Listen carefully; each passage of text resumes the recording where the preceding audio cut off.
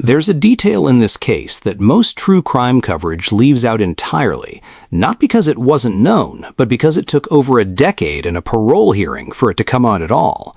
For 10 years, the public was told two teenage girls killed their best friend because they simply stopped liking her. That was the official explanation. It was also, as we now know from sworn testimony, not the real one. Skylar Neese was 16. She wasn't taken by a stranger. She wasn't targeted online.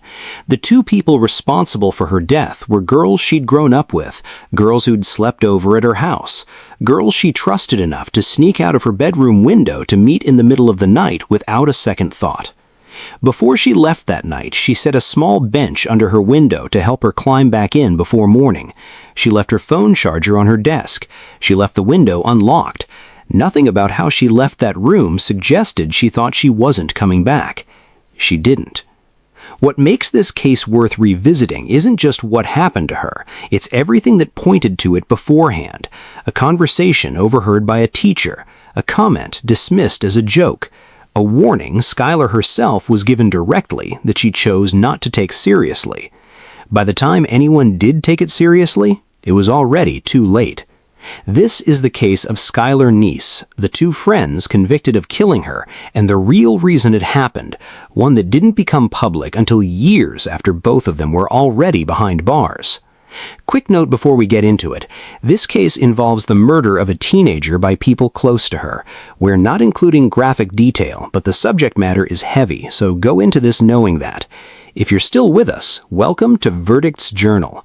Let us know in the comments where you're watching from, and if you're new here, subscribe. We cover cases with the kind of detail most channels skip. Let's start from the beginning. Skylar Neese grew up in Star City, West Virginia, a small community just outside Morgantown. She was the only child of Mary and Dave Neese, and by every account, from teachers, classmates, and family, she was sharp, opinionated, and ambitious in a way that stood out among her peers. She attended University High School, where she kept honor roll grades and worked part-time at a local Wendy's.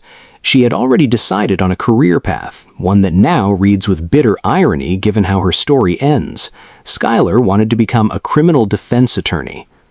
Her closest friend was Shelia Eddy. The two of them had known each other since they were 8 years old, having met through a local children's activity program called The Shack.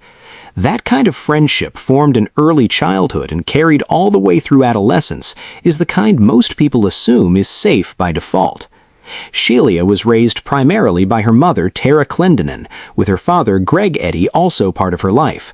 To classmates and teachers, Shelia and Skylar were simply a pair, rarely seen without each other. The third member of the group was Rachel Shoaf. She entered the friendship later than Shelia did, but by high school the three functioned as a tight, closed social unit, the kind of group that eats lunch daily and spends weekends at each other's houses without needing an invitation. On paper, it was an ordinary teenage friendship. Three girls who had grown up in the same small towns, gone to the same schools, and built years of shared history together. Nothing about their day-to-day lives suggested where this was heading. By their sophomore year, the closeness that had defined the group for years had started to shift. Shelia and Rachel were spending more time with each other and less with Skylar, and Skylar had begun to feel it. She knew things about both of them, details from years of shared history that neither girl wanted spreading further. That knowledge, harmless in an ordinary friendship, became something else entirely as the distance between them grew. The first real warning sign came in October of 2011. A group of students, along with a teacher, overheard Shelia and Rachel having a casual conversation about how someone might dispose of a body. At the time, a body had recently been found in the area, so the remark was easy to write off as dark humor tied to local news. One student who overheard it went directly to Skylar and told her what she had heard. Skylar's response was that they were just playing a game. She let it go. The comments did not stop there. In the spring of 2012, Rachel reportedly told another classmate she wouldn't mind if Skylar died.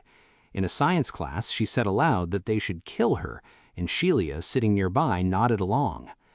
The turning point came in early June during a week-long trip the three of them took to Myrtle Beach. What had already been a strained friendship broke down further over those 7 days. By the time they returned home, whatever stability remained in the group's dynamic was gone.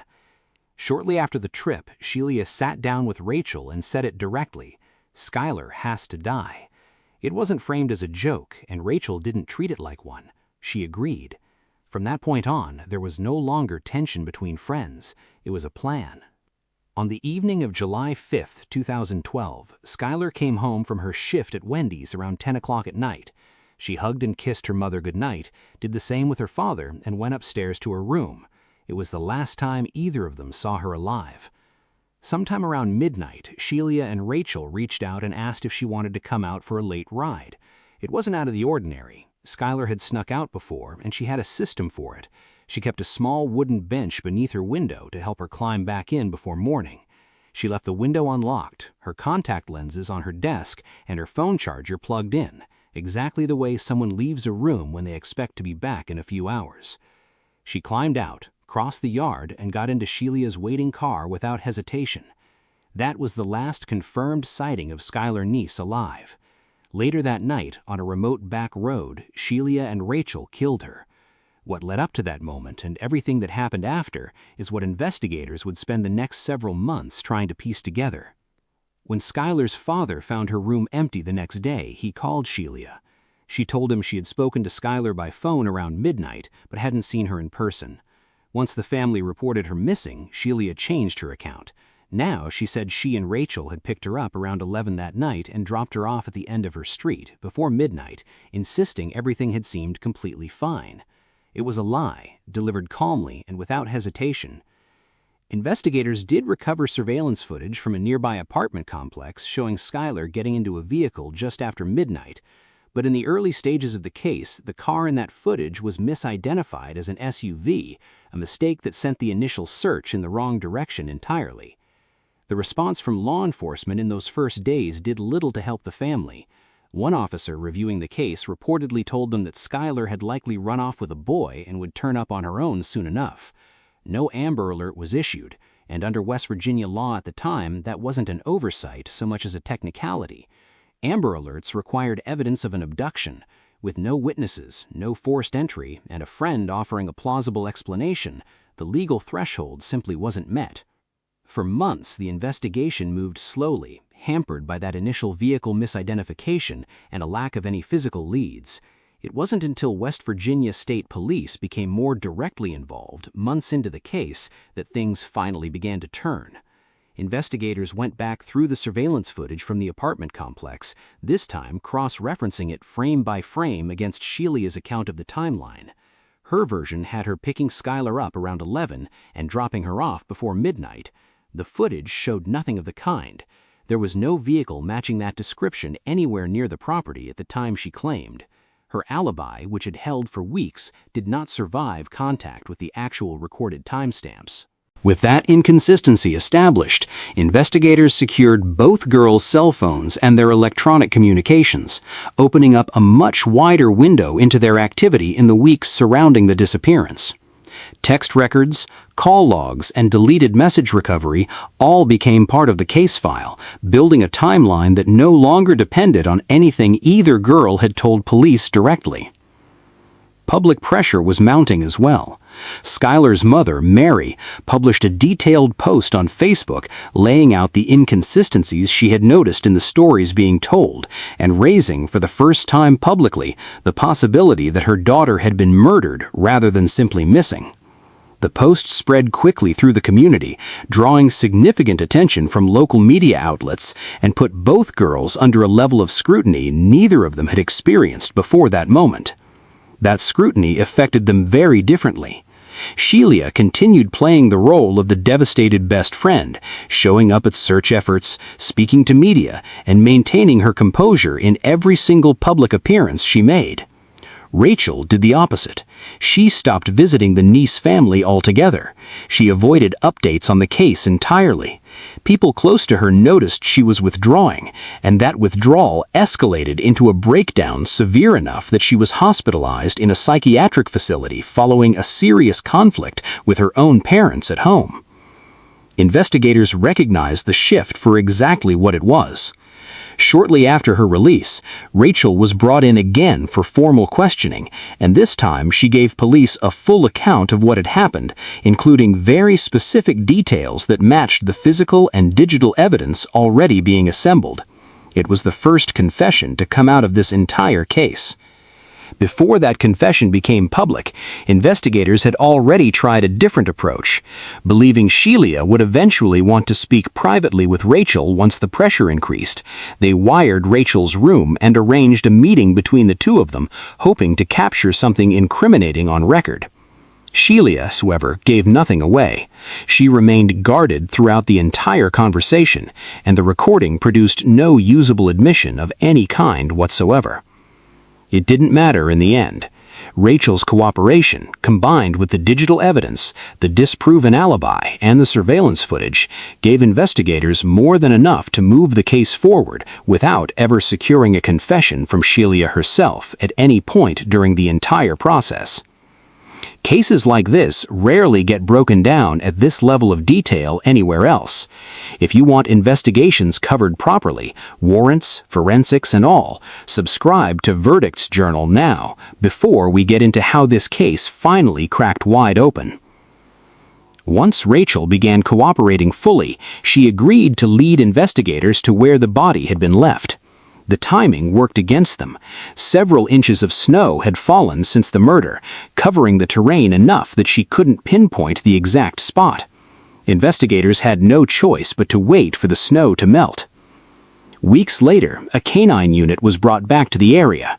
During that search, a handler retrieving a piece of equipment that had come loose from the dog happened to look down and spotted what remained beneath a covering of branches and stone. Skylar Neese had been found, more than 6 months after she disappeared. The location itself added a layer of complexity to the case. The site sat in Wayne Township in Greene County, Pennsylvania, just across the state line from where the girls lived in West Virginia. That detail meant 2 states, 2 law enforcement jurisdictions, and 2 sets of legal procedures were now involved in a case that started as a missing person report in a single county. A post-mortem examination was conducted following the recovery, and the findings were later entered into the court record. The manner of death was confirmed as homicide, with the report documenting more than 50 stab wounds. That figure would go on to become one of the defining facts of the case once it reached sentencing, cited directly by the court in describing what had occurred. On September 4, 2013, Shelia Eddy was arrested while having dinner with her mother at a Cracker Barrel restaurant in West Virginia. She was formally charged with first-degree murder, kidnapping, and conspiracy to commit murder. The kidnapping charge carried real legal weight beyond the label itself. Under the law, it reflected the idea that the drive Skylar was lured into that night wasn't incidental to the crime. It was part of the plan from the start. The moment she got into that car under false pretenses, prosecutors argued, the offense had already begun, separate from and in addition to the killing that followed later that night. At her initial hearing, Shelia entered a plea of not guilty to all 3 counts. For the public, this marked the first time the case moved from suspicion and speculation into a formal criminal proceeding, with a set court date and charges that would need to be proven or resolved in front of a judge.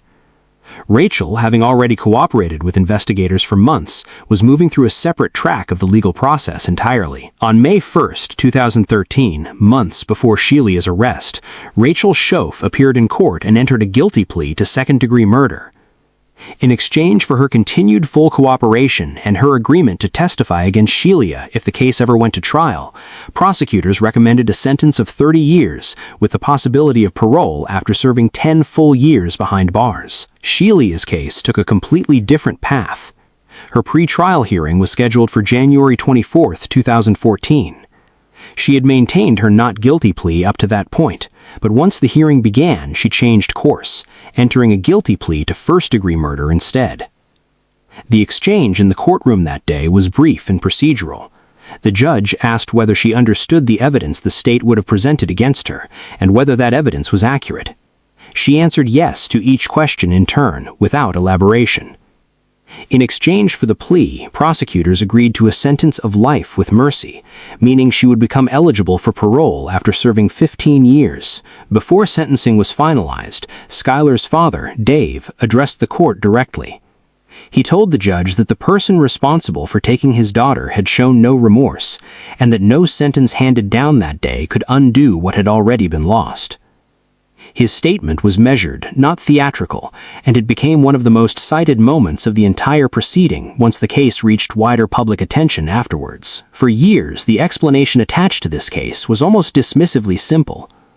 During her original confession, Rachel had told investigators that she and Shelia had planned Skylar's murder because they had simply stopped liking her anymore.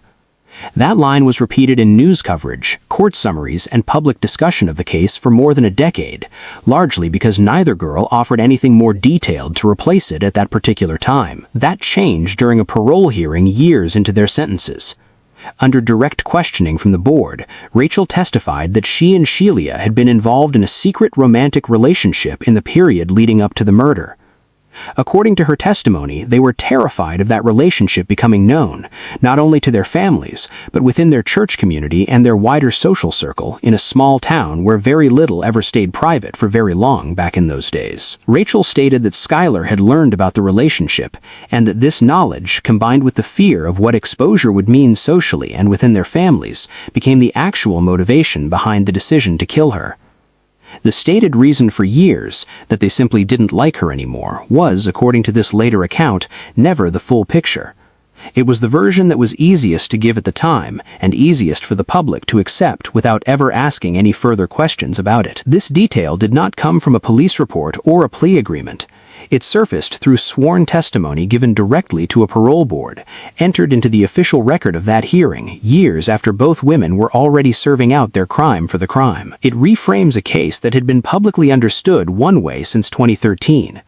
What had been treated as a senseless act driven by nothing more than teenage cruelty was, according to this later account, rooted in something both of them had spent years trying to keep hidden from everyone around them, and were ultimately willing to kill in order to protect from exposure at any cost necessary.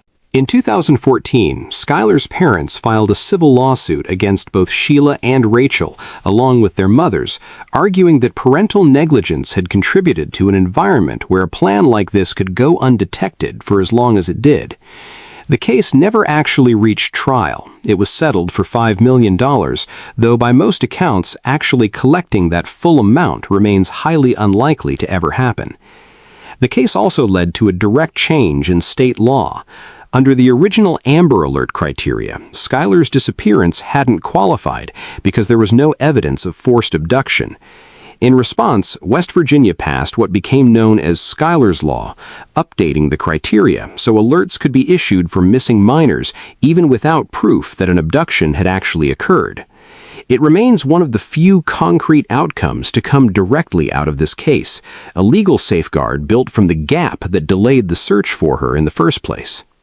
Today, both Shelia Eddy and Rachel Shoaf remain in custody at Lakin Correctional Center in Mason County, West Virginia, the very same facility that has housed both of these two women for more than a full decade following their original sentencing back in early 2014. Rachel became parole eligible first, given her earlier plea and shorter minimum term. She has appeared before the board multiple times since becoming eligible, including hearings in recent years, and has been denied release each time. At least one scheduled hearing, she chose to waive her appearance rather than go before the board at all. Her mandatory release date, the point at which she must be freed regardless of parole decisions, currently falls in 2028. Shelia, sentenced under the more severe first-degree murder conviction, is not yet eligible for parole and remains years away from her first possible hearing before the parole board. Dave and Mary Neese have continued showing up for every hearing scheduled for either woman, submitting statements and speaking directly to the board each time, exactly as Dave promised he would on the day of sentencing. The case has also seen a resurgence in public attention recently, driven largely by new media coverage revisiting it in detail. A docuseries examining the friendship, the murder, and its aftermath brought the case back into wider conversation, alongside podcast coverage that has gone further into the investigation than most of the original reporting did at the time. For a case that unfolded over a decade ago, it remains one that continues drawing new audiences, largely because so much of what actually happened wasn't fully understood until years after the courtroom doors had already closed.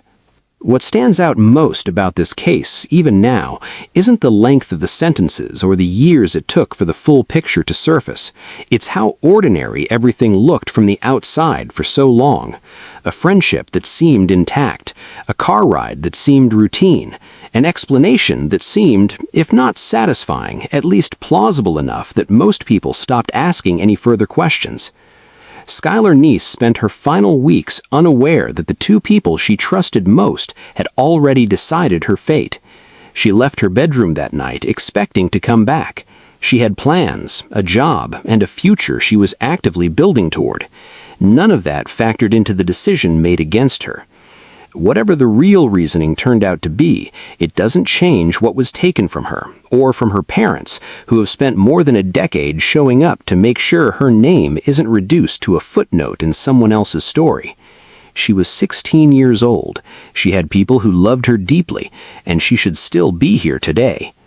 That's the part of this case worth remembering long after the parole hearings end and the headlines move elsewhere.